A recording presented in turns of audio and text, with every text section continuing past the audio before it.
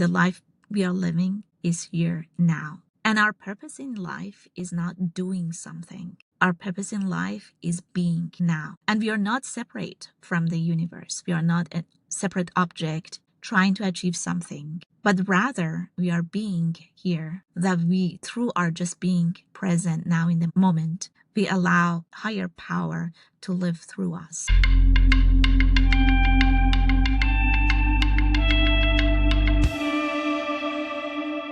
Welcome to Galaxy Balance, a podcast exploring how science, technology, and society shape one another as we push towards the future.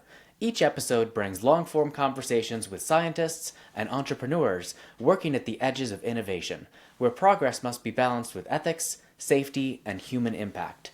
Today's guest is Dr. Samira Kiani, a genetic engineer, science communicator, multimedia producer, and founder who lives at the intersection of cutting-edge biology and deep human reflection.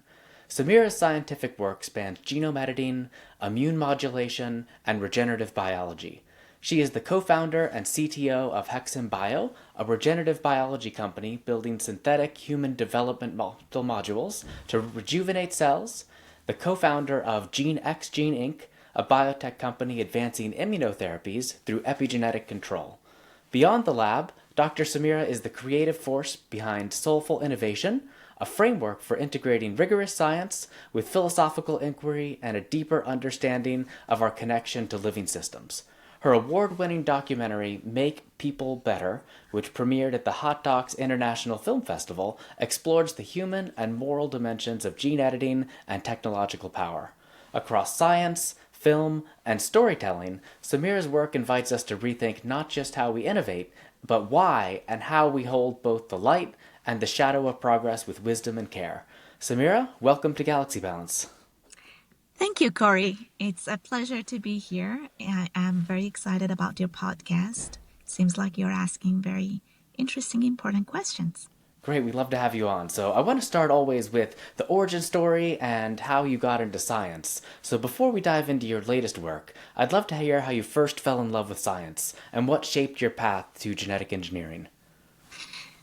Well, thank you very much for this question, because it's been a while that I have been questioning whether I ever fell in love with science or science pursued me, because there was no other path beyond that for me.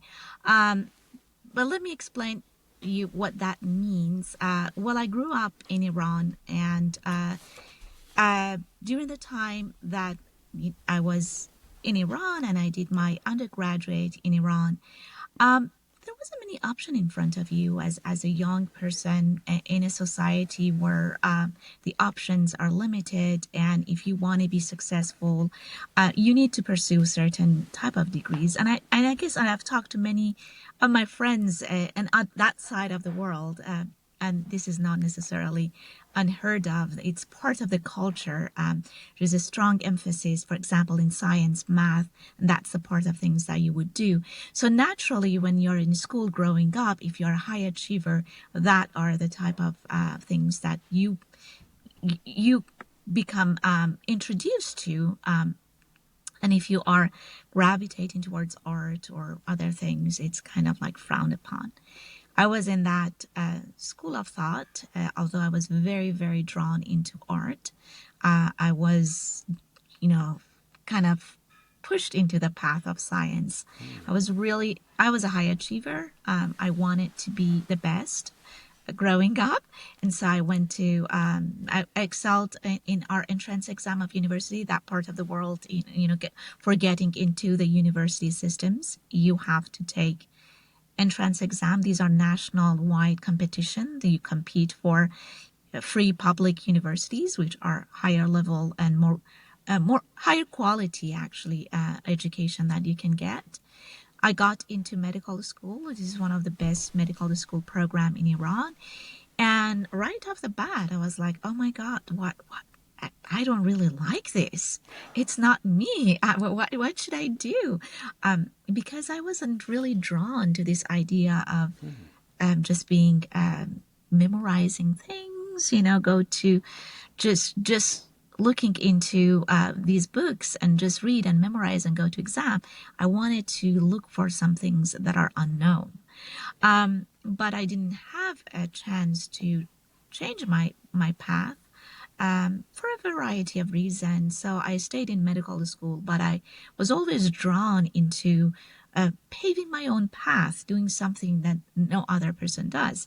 So when I got out of medical school back in 2007, I vowed to myself that I'm going to take my time finding what I really love and not following what society, my culture or upbringing prescribed for me, because at that point I was really feeling that I was living a life prescribed.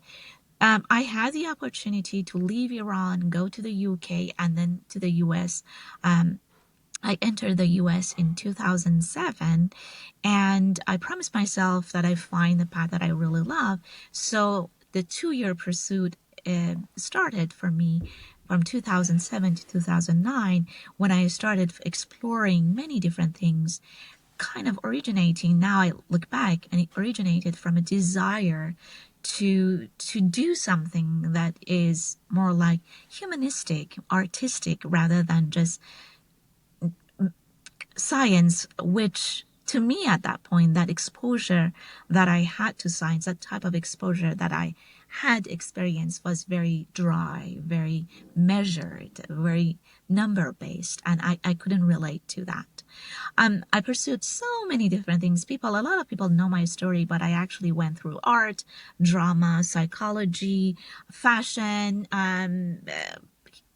humanities, all sort of things. But due to many different reasons, I couldn't pursue any of them really long term. And then at some point, one day, I stumbled upon an article read by Ron Weiss in Synthetic Biology, and I suddenly felt at home, because I found that that article was inherently an element of art design built into the practice of science. You approach science by asking a question that was design based, and then you were building it and was observing the biological system to respond to that. And that's where I kind of like said, oh, everything fell into the place. So I understood that my previous path in science wanted to be in a certain place and created certain type of worldview in me, that I couldn't necessarily leave it behind and pursue pure art. But then I found this synthetic biology to be a place where I could actually marry these two. I always say synthetic biology felt like poetry for me, because you just kind of bring together all these different verses to tell the story. So I started really dig deep into the field of synthetic biology, and eventually was able to moved to MIT and pursue my postdoc in genetic engineering and synthetic biology, and really be able to examine this notion of how do we practice these two in a real time. And I think that's my origin story. I love your analogy of synthetic biology writing DNA as poetry. I heard someone say recently that our ancestors shaped stone and we will shape the genome. And you can bring art, and very interesting that you felt prescribed, that just you felt forced into this field, but ultimately found your way back to these interests in art and science, art into science. So it's great they ultimately combine to that. And what do you advise to other young students that might feel interested in science, but that it's not quite the field for them? How did you? Your story's beautiful, and how might they learn to find their true path? One thing that I learned growing up is, and it took me well into my 40s to understand that. I, again, just by the way of like living in a society where you unfortunately learn not to have the voice of your own, not to live an authentic life, because you have to conform to certain type of norms or the way of living. I grew up not listening to my heart, not listening to my intuition, but mostly listening to what I thought others wanted me to do, whether it was the society, whether it was my parents, whether it was my peers. And there was an image of a successful person that was produced by all the people that went before me, or by my peers, or by norms and culture, that I was trying to just abide by that. You start in a school by getting higher grades, and you feel really satisfied if you are the top of your class, because then people might see you as a very successful person. And then you want to be the best in university, because then you get that sort of sense of self-identity, self-worth from that external validation that you pursue. And a lot of times this is subconscious. You don't understand that. It's embedded in us. It's part of being human. I think what I learned over the years was that I have to gain the courage to break that external definition of success, to break myself free from that external definition of success, and pursue a path that really feels authentic and feels right. And sometimes that path is not there yet. It's there for you to create it by bringing your own essence, your own identity, your own authenticity to it. And we shouldn't shy away from that challenge. And what I have for the people who are the younger version of me, who don't feel like they are empowered to be themselves or follow what their intuition is telling them to do, I would say just go for it and don't be afraid. Because at some point you look back and regret, they say, for the things that you didn't do, rather than regret the things that you did. So take the time, be yourself, and if there isn't any defined path, perfect. That's a perfect place to be. Just make it happen. The story's beautiful. I think that often you don't want to ignore the inner voice, your inner monologue. Exactly. Like it was telling you this wasn't right, but you were looking for something external or this idealized form. Just my advice to everyone, don't ignore your inner voice. It often tells the truth. And for it's always. Yeah, always right. Yeah. I'll tell you truths you don't want to know sometimes. Exactly. Which is very Even important. If it's scary, it's actually fascinating. When you follow it, it blows your mind. I'm like, wow, what's transpire out of Worth following, and I love your use of Yeah. authentic self, finding that. Yeah. So I wanted to dig a little bit more into your story of you brought us up to MIT and then went into academia at Arizona State University. Could you describe a little bit that, and once you get there we can talk about your transition into industry. Sure. So I did my postdoc with George Church and Ron Weiss at MIT. I was fortunate to be at the right time, right place. I was at MIT working before joining Ron Weiss with Fang Zhang and Mehmet Fatih Yannick at MIT, and we wanted to reprogram neuron cells, and we were trying to use talents and the work, and then Fatih said, let's talk to Fang and Fang Zhang, and they said, oh, we have this really cool technology. It hasn't yet been published, but we can work together. And it was obviously the CRISPR technology. So I was, at the right time to learn from these pioneers about this really important gene editing technology that transformed a lot of ways that we now approach genetic diseases and so on, that we can go into it later.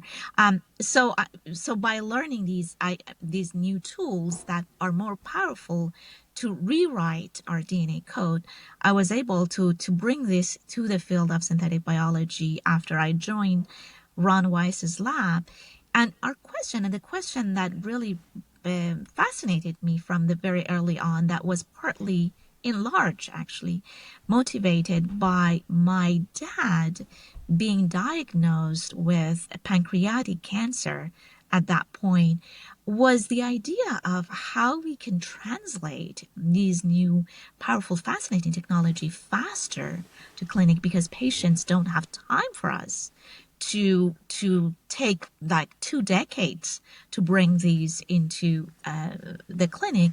And one of those things is that a lot of times safety is a main issue that takes a lot of times for us to get to a place where we know that it's safe. So my question at that point became, how can we embed safety from early on in designing new technologies and what it means to actually make genetic engineering tools, that new burgeoning field, safer and controllable off the bat? So that became my pursuit.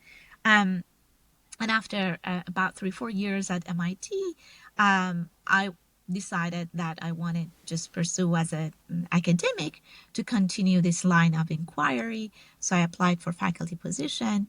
And in January 2016, I started my own independent group at Arizona State University. And then, it was a journey, 4 or 5 years there. And then I moved to University of Pittsburgh. Yeah, that's partially how we met at that time, through the Yeah. DARPA Safe Genes program. So since you're about Exactly. ethical use and safety for therapies, could you describe a little bit some of your work for that DARPA project?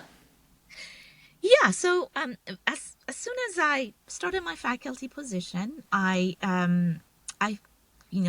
there was a project that I applied for and started working on for DARPA, and that was part of DARPA Young Faculty Award program, and that was using the gene editing technology for controllable regulation of hearing loss. But then as I started really I had the opportunity and the honor to interact with the pioneers of the field of gene editing and CRISPR technology through this DARPA Young Faculty Award, part of the Safe Gene program that Corey and I met.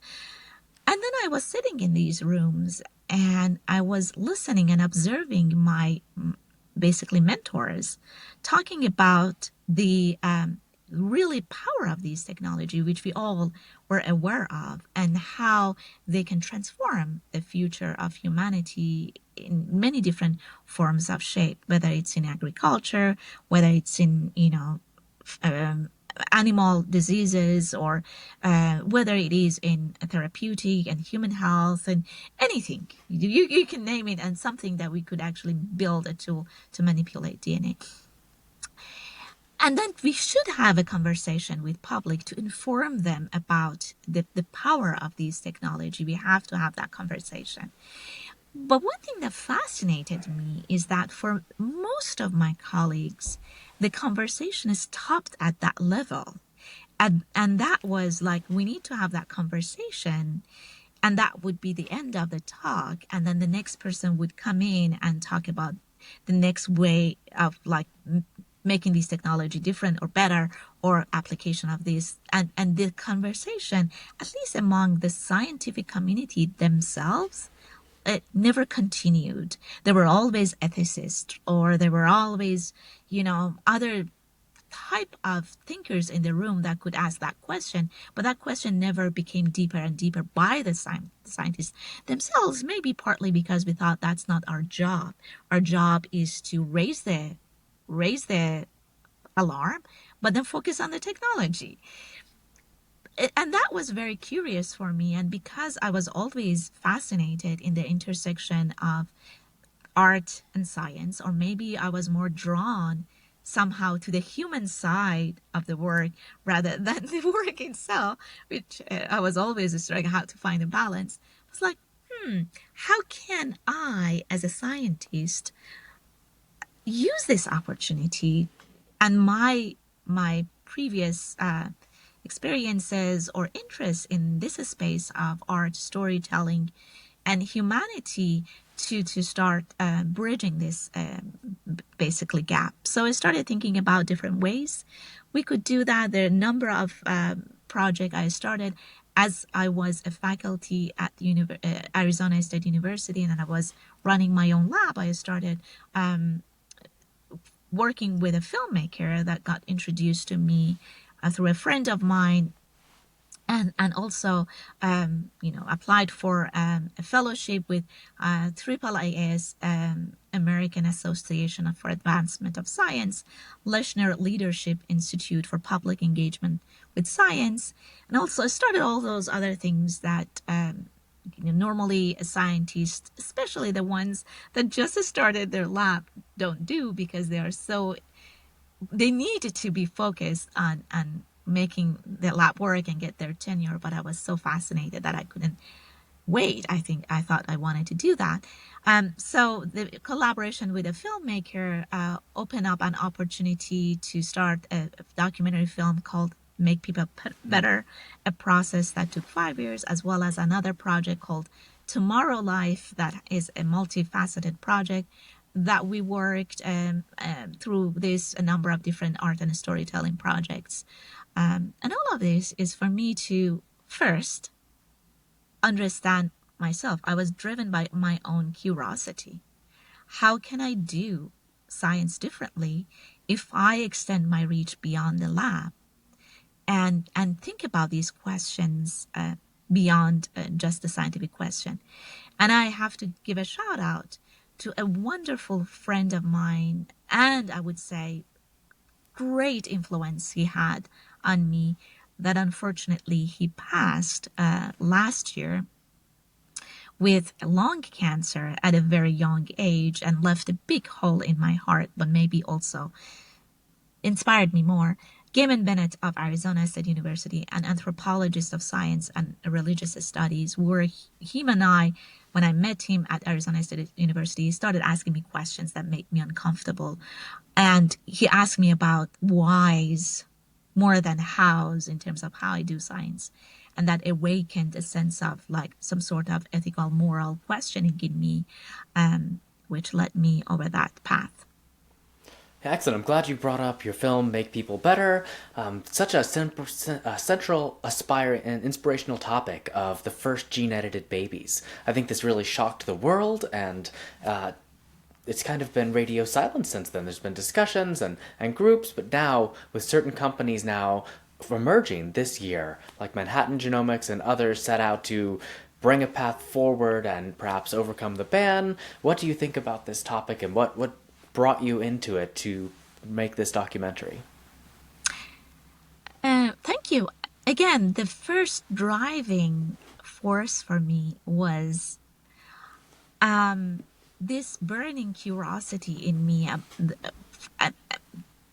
First, to transform the image of a scientist from not a person who is just doing science and is focused on the outcome of their work, publication, being first, but like also transforming it into a human that is also caring about the journey itself, the process itself, the means to get to that end, not just the end itself.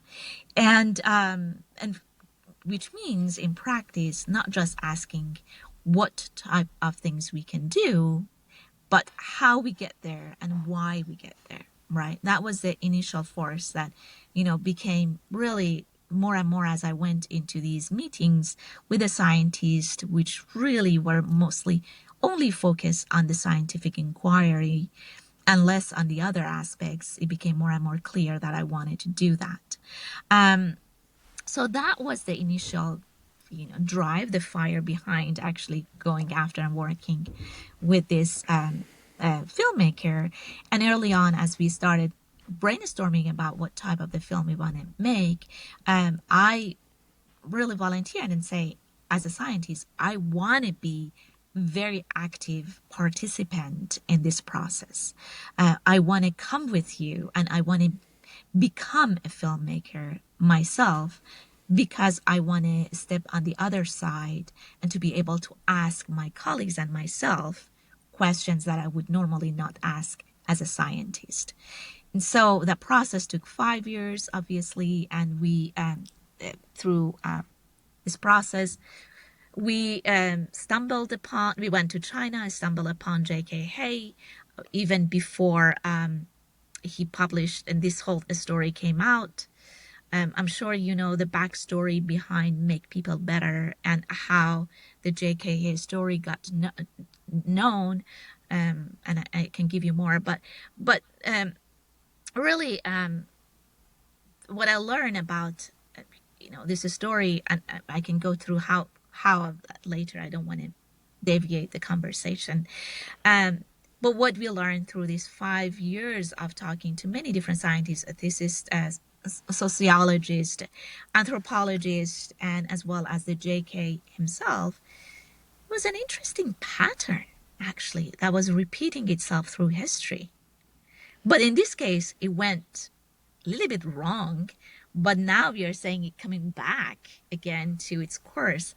In Make People Better, for example, we are analyzing the story of the first gene edited babies and the first IVF, right? How the first IVF came to be known in the world, and what happened, and the IVF got Nobel Prize. I mean, the person that did the IVF first, they get Nobel Prize, and that was the inspiration for J.K. Hay, that Chinese scientist who did edit these twin girls.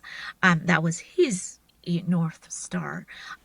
This same thing, if you look at the history, happened again for embryonic stem cell, the race to be the first to isolate the first embryonic stem cells. So there's always this within the scientific community, there is this notion of race to be first. And going back to my first point of the source of external validation has always been who publishes first and how many paper and that's the quality. So this wasn't something new. This was something that we had created as a culture. And that's something that I learned and I observed, and it was another proof for me that as a person, as a tiny little bit of a dot in this bigger picture, I didn't want to do that. I didn't want to be part of that culture anymore. And I was interested to step away from that and start asking how we can do it differently. The consequence of that has been me really spending the last few years after the movie contemplating and reflecting what could be a new framework of innovation that could potentially impact or protect us from going that pathway. Might not, but at least I have the curiosity of asking that question. And as you all also seeing that there was a period of silence after this happened and the movie came out, and now we're seeing that, yeah, I mean, JKA is now enabled. The Chinese government is helping him, and back on the track. It was just a hiccup that happened in this small period of time in the history.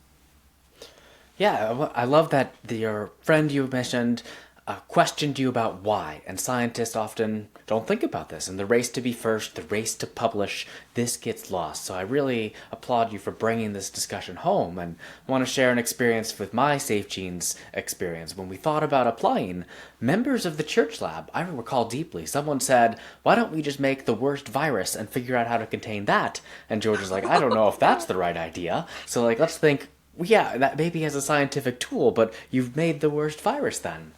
And I also Yeah. recall Renee, the program manager, saying that they got so many applications for a second gene drive as the solution to contain a released gene drive. It's like the train has crashed. We're not going to send a second train down those same tracks. Yeah. So a lot of scientists do think this. They think of creative, innovative things. They might be technically possible. But let's have a deeper conversation, definitely amongst society, but even more importantly amongst scientists, about why we choose the work we're doing and how this can influence. And in the podcast with George, he mentions this, that with exponential change in technology, more and more people can implement these dreams. So someone who has either just ideas that they didn't fully think through or nefarious ideas, it's going to be easier and easier for them to bring into reality. And he ushered in the importance of mental health and proper communication to help solve poverty for this, so that people don't be incentivized to do this. So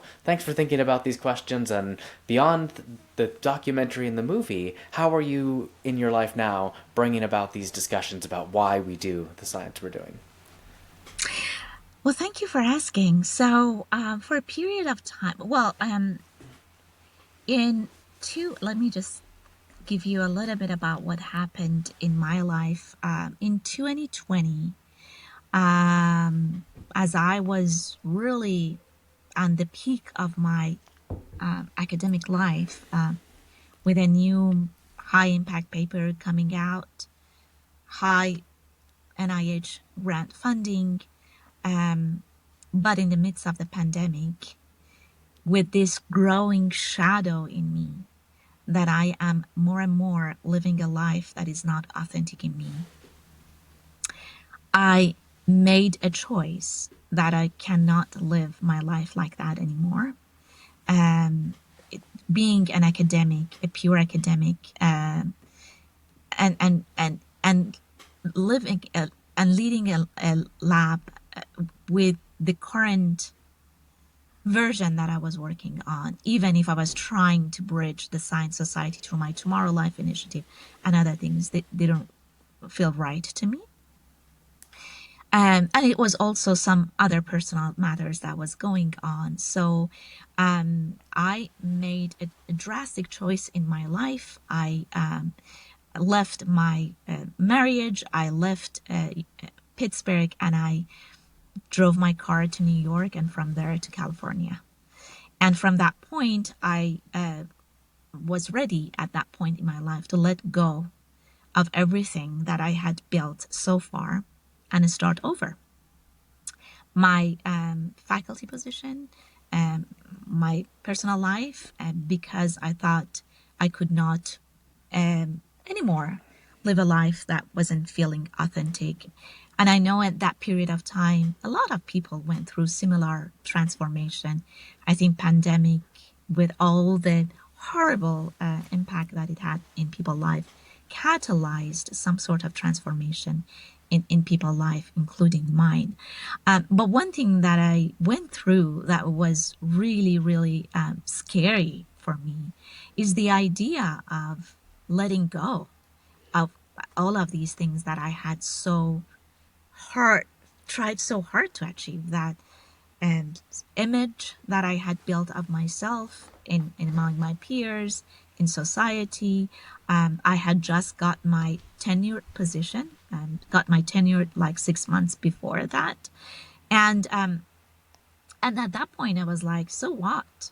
I mean, if I'm not feeling it, if there is not a pure feeling of satisfaction and joy, this is not a life worth of living. And there was this voice in me that you should go. And I was like, okay, I'm going, without even knowing where I'm going and what would happen. And at that point, even university communicated with me and said, well, we'll give you 1 year. You want to be in California, be in California. But after 1 year, you have to come back, or that means that you resigned from your tenured position. And it was a difficult position to be, but I was put in this position. And after soul searching and a lot of thinking, I decided that if it doesn't feel right, I will figure it out. And I didn't go back. But also being in this place, always going back to this idea of Silicon Valley and the weirdness of Silicon Valley, because the history of Silicon Valley, that has been this weird fusion of 1960s, 1970s hippie ideals with hardcore technology building. There's something in this place that really promotes that type of counterculture movement. As I was ready to get into these different type of thinkings, I was also living in this place, this magical place called Silicon Valley, which I really I think at this point, this counterculture movement that arises in this space is really having to do something with nature that is so fascinating around here. Anyway, so that I resigned from my position. I didn't have any other choices if I wanted to stay here anyway. I wanted to stay. I wanted to pursue another path. So I resigned. I still had to keep my lab and grants going for a while because I didn't want to just leave my students. And so for a couple of years, I had that going, and I was still trying to figure out what to do. But at the same time, I was starting to build this framework of, okay, now what if I want to be scientist and I want to do it differently? If I'm still fascinated about scientific inquiry, if I'm still fascinated about building new ways to heal people, as I was my training in medicine telling me, and I was training in science telling me that I was like a person that I'm drawn to healing in a way. How can I do it differently? How can I do it consciously?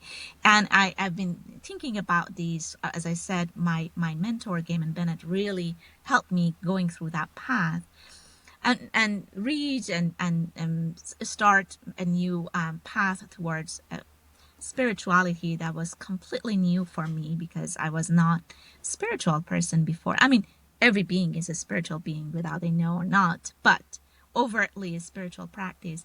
But I did that and I gave myself the permission to explore things that I had normally, my way of upbringing, my scientific background wouldn't allow me, but I just went for it and I experienced new things and I started building new framework of thinking about connectedness that exists within whatever we do within ourselves, with the world around us, within ourselves as people, with the work we do, and asking how that type of understanding and awareness about that connectedness, even towards the small, tiny little cell we are working with, can shape the type of questions we're asking. So I started working this framework.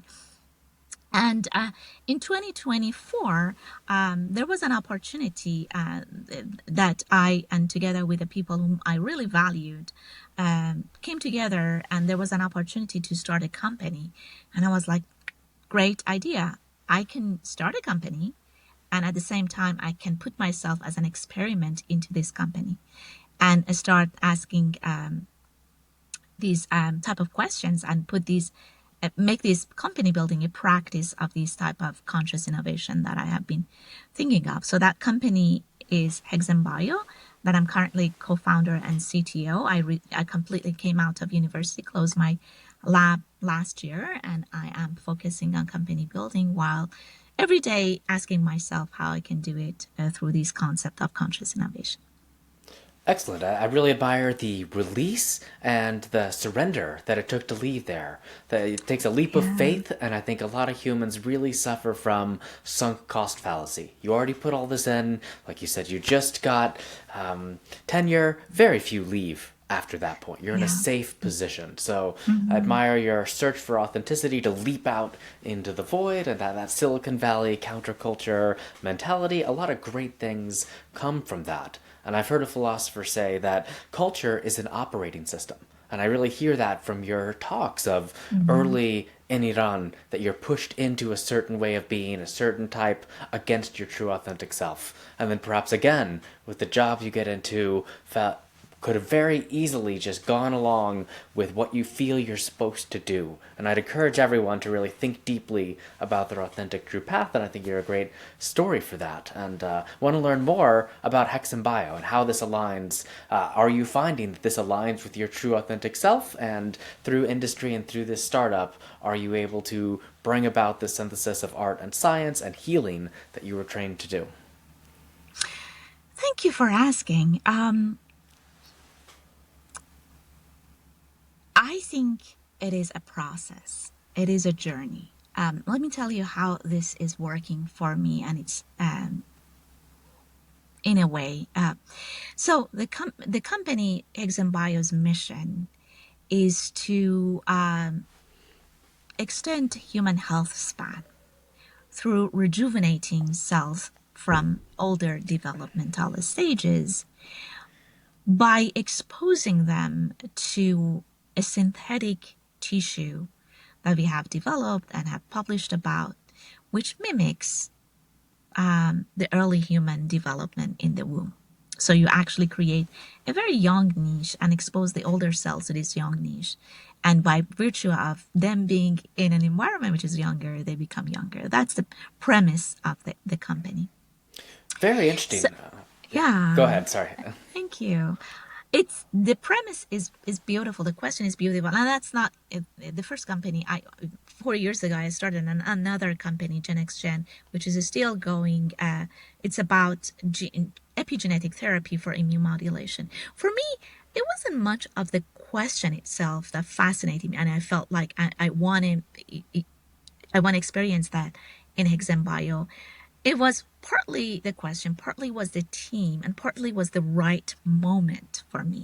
That when I step into HexenBio, I keep asking this question every day, how I can do it with conscious innovation, because company building, in academia, you're asking a question because you want to understand biology, right? That's the premise of it. You have the time to explore biology, or you engineer biology to understand it, and then the outcome is mostly publication, right? And training students, and that's the type of work that you do and get grant.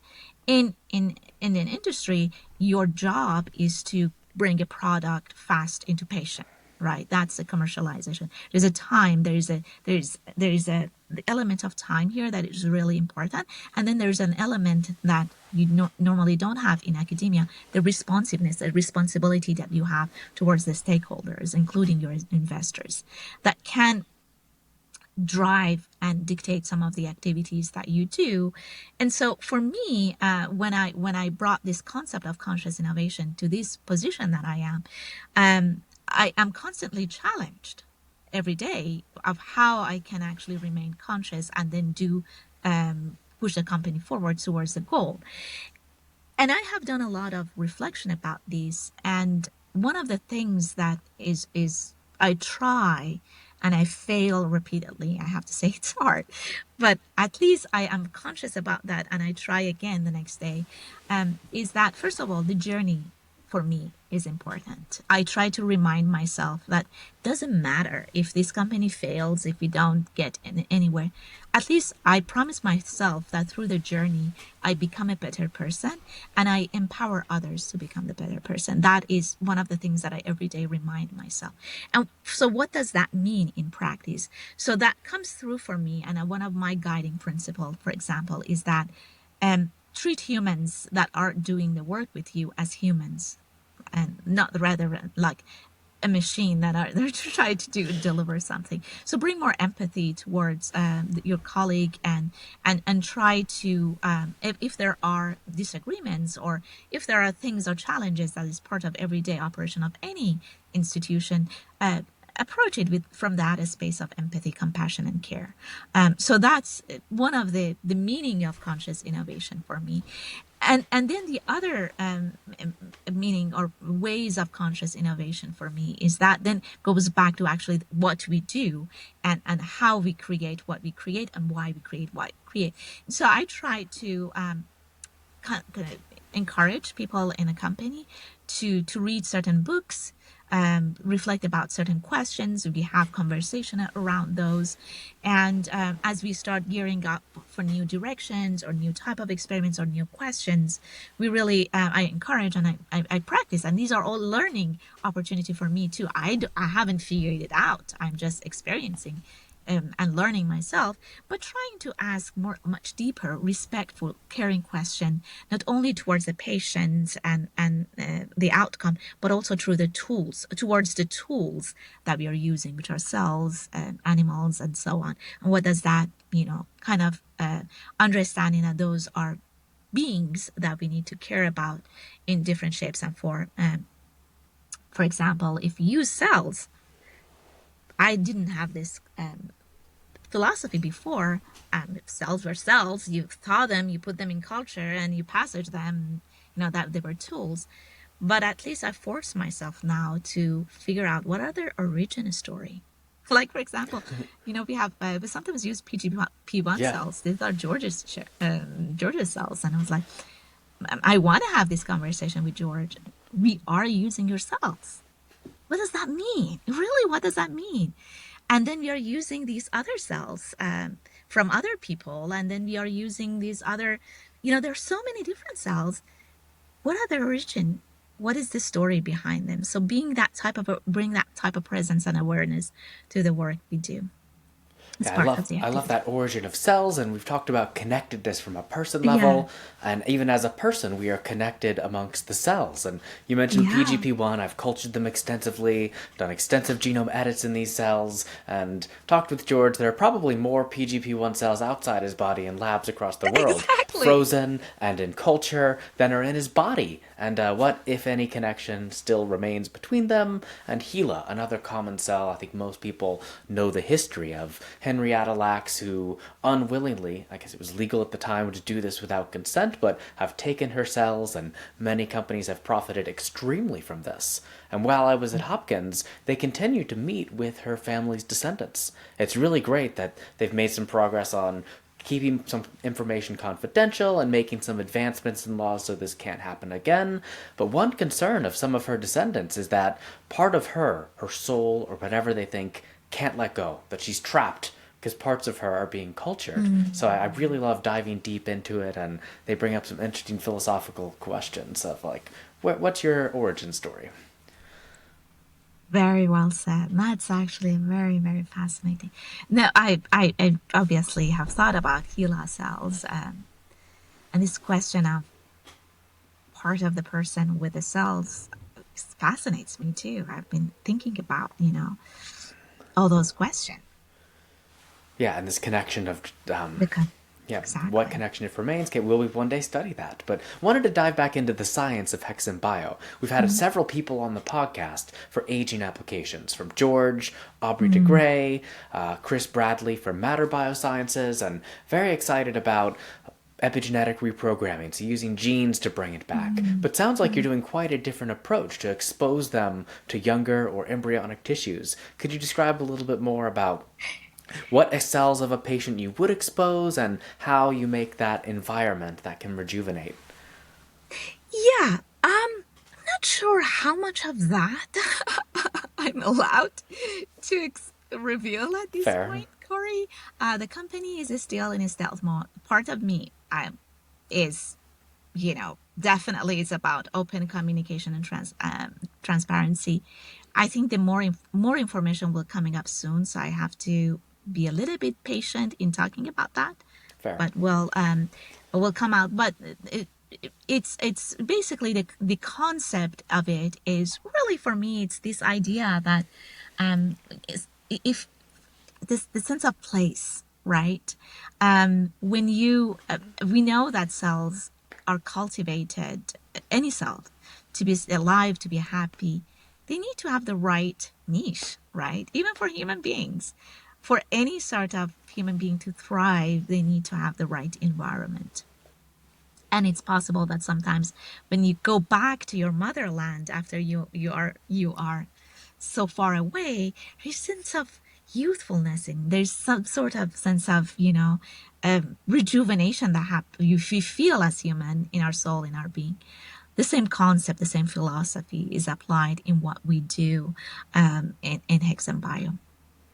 Okay, excellent. And looking forward to those releases as they come out, and Yeah. maybe you can come back on once you have some more public announcements with that.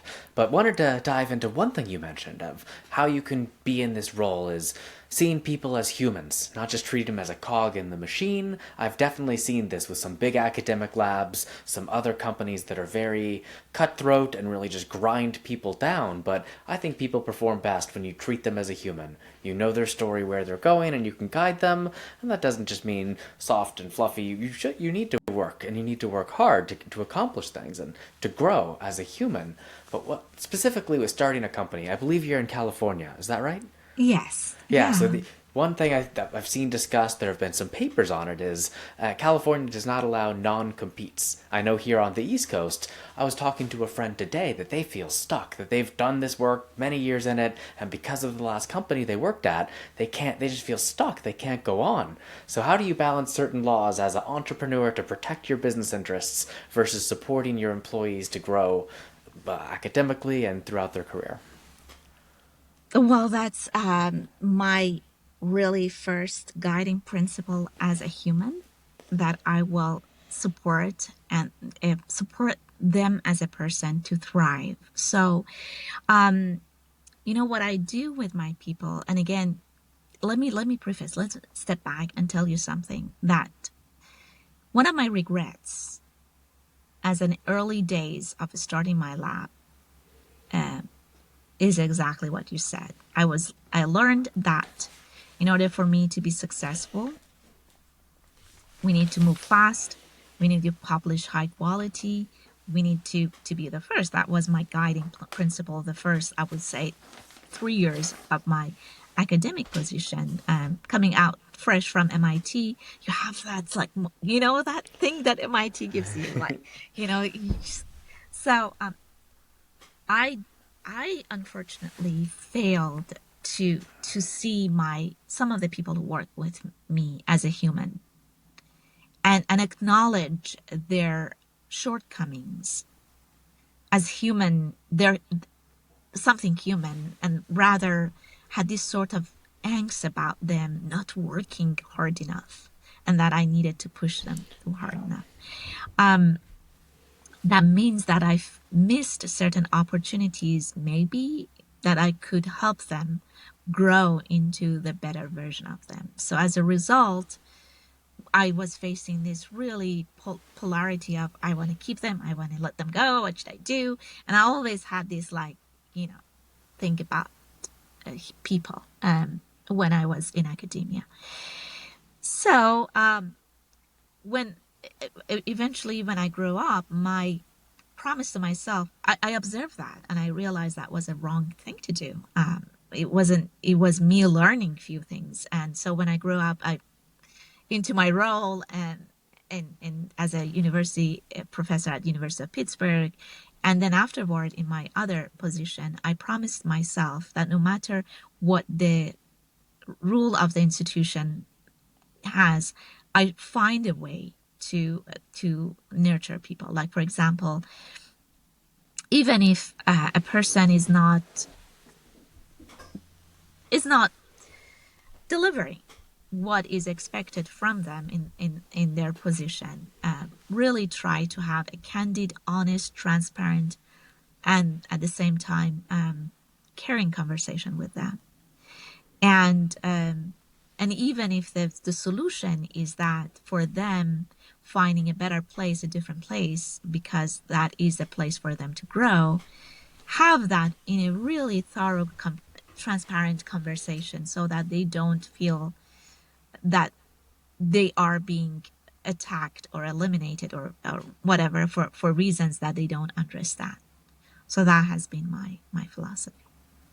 Excellent. And for growth, for not just your students and people you work with, but for yourself, how do you maintain work-life balance? Are there any practices you do to remain centered, or that keep you enabled to work hard on these projects and science you're passionate about, but not suffer burnout? Yes, definitely. And I am so grateful for being in this place. I am in a unique time and place in my life. At the same time, so I got married 2.5 years ago to a person who is deeply spiritual, and his purpose in life is to develop spaces where people can encounter sacredness. That's his goal. That's what he does. And at the same time that we started the company and I started building this company, we bought a land 4.5 hours, 5 hours north of California, where my husband is working passionately in this raw, really beautiful nature in Northern California coast, to build this sacred place. And I help that, I support that. I am in that position that at the same time that I'm building a company that is absolutely, totally in this plane of earth, I go in this place that we are actually building a sanctuary, a place where we can actually connect with nature and reflect deeper into our higher purpose in life. So what happens is that I live this duality of life. They're not different. They are informing each other. So most of the time I start driving to north of California on Fridays, and there is a threshold that I pass after some hours of driving where I get into these giant redwood forests where suddenly my mind reprograms into not thinking about the work the way I do, but thinking about the deeper meaning of the work that I do. And I spent my weekend in this space, in this place where I have the privilege of caring for this land, that throughout the caring and throughout the connection that I build through this practice that I do, I have the opportunity to think deeper about these meaning of my life. And then on Monday, when I drive back, I come refreshed to the work. So this is a special place that I have, and I'm very grateful. But even if I don't have that, what I have tried to practice, when I try to really make sure that I do in my daily life, is that I try to start my mornings really in at least 1 hour morning in a really deep try to practice. And it's really, really hard. Be present and not think about anything, and not allow my thinking just take me anywhere. Try not to check my phone, which is really hard, but really be present. If I walk my dog, just look at the trees and look at the flowers and just train my being to just be. That's one practice. And the other practice that I try to do to remain balanced is try really hard not to check my phone so frequently. I often fail, but at least I observe myself that I'm checking my phone, and I start putting it aside. And also I try to finish work around 5:36. I previously was working nonstop, well into night, going to bed, thinking about the science problem that we were solving. But I'm consciously trying not to, and just practice presence and being in the moment. Sounds like a beautiful place that you're building. I'd love to go visit it and find this spiritual place. But I've heard a philosopher say the direct presence of felt experience, being present, and it's just nothing beats it. This dopamine hit that you get, and it's wild to walk around this world and see everyone in their phones and brought into it. And I really think it's just so different from what humans have done that people are missing out on so much beauty around them just by getting sucked in. So I appreciate that as a great practice. And like you said, it's hard. It's hard to do. You can strive for that, but everyone should know about that. Absolutely.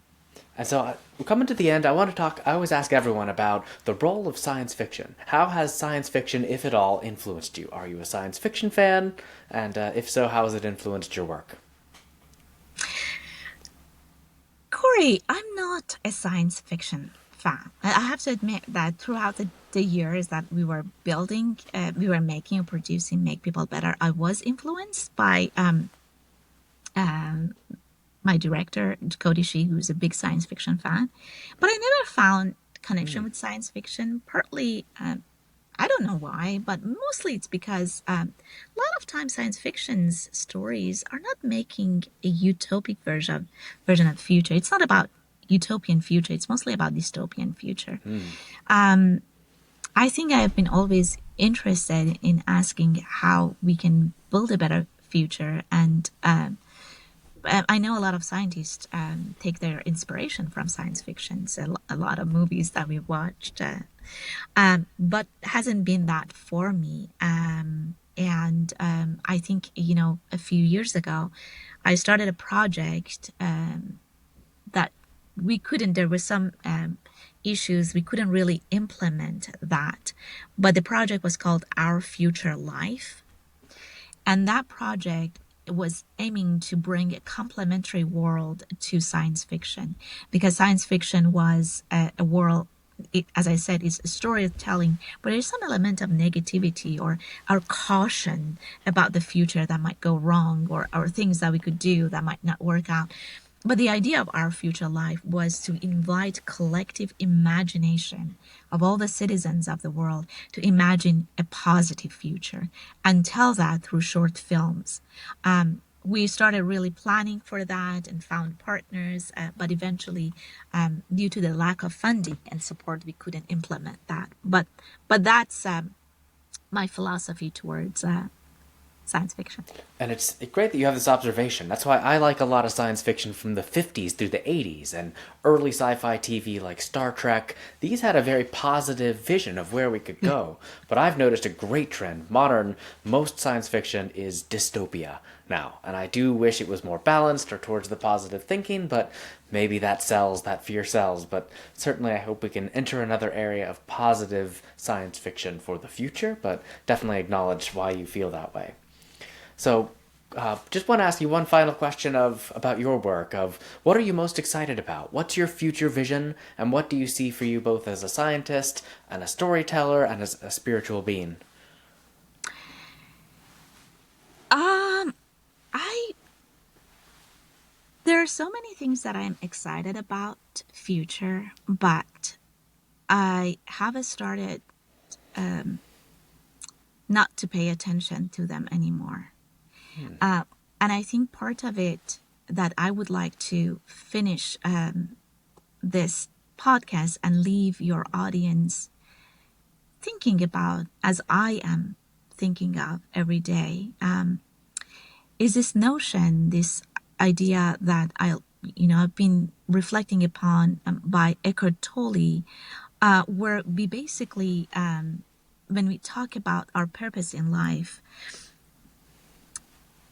and what, as human being, we want to strive to achieve in future and so on.